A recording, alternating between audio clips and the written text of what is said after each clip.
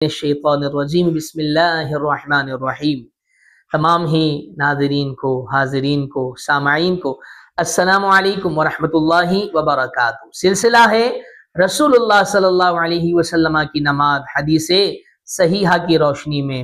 گزشتہ درس کے اندر ہم نے سماعت کیا کہ نماز کے بعد دعا مانگنا سنت مبارکہ ہے۔ اب دعا مانگنے کا طریقہ کیا ہونا چاہیے، کیا طریقہ اختیار کرنا چاہیے؟ یاد رکھیں، دعا عبادت کا مغز ہے۔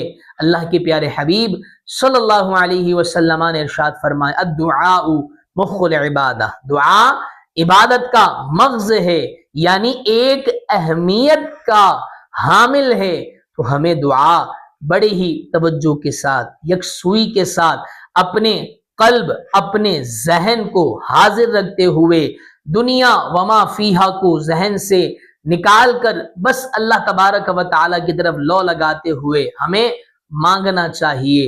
اور پھر مانگنے کا طریقہ کیا ہونا چاہیے، دعا کس انداز میں مانگی جائے، آئیں حدیث نبوی کی روشنی میں سماعت کرتے ہیں۔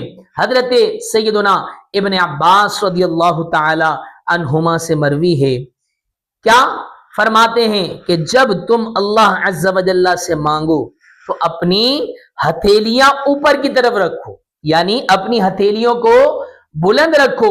جی ہاں میرے محترم ناظرین، بعض روایتوں کے اندر تو علماء کرام نے یہ بھی بیان کیا ہے کہ اپنی بغلوں کو اپنی پہلوؤں سے جدا کرو، اور کس انداز میں، یا تو ہاتھ سینے تک اٹھے ہوئے ہوں یا کندھے تک اٹھے ہوئے ہوں، یا آپ کی بغل کی سفیدی ظاہر ہو جائے۔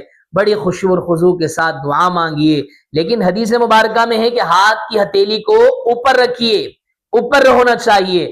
اب ہم مانگتے بھی کیسے ہیں، کبھی ایسے، کبھی ایسے، کبھی کیسے۔ ارے کس ذات سے مانگ رہے ہیں؟ اللہ تبارک و تعالی سے مانگ رہے ہیں، اور پھر ہمارا یہ عمل ہو تو پھر بتائیے، دنیا داروں کے سامنے جب ہم ایسے عمل کو اختیار نہیں کرتے تو یہ تو وہ ہے جو رب العالمین ہے، جو عالمین کا پالنے والا ہے، عالمین کا خالق و مالک ہے۔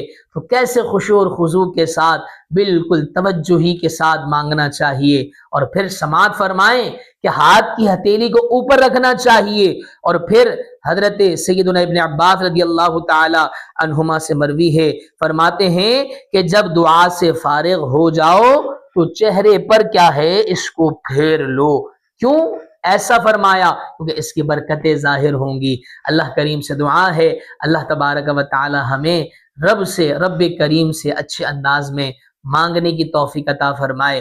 رب ذوالجلال ہم سب کو اپنی عبادت کرنے کی توفیق عطا فرمائے، اور اللہ کریم عبادت میں اخلاص اور ریاکاری جیسے کبیرہ گناہ سے ہم سب کو بچائے، اور اخلاص کی دولت سے مالا مال فرمائے۔ دعاؤں میں یاد رکھیے گا۔ فی امان اللہ۔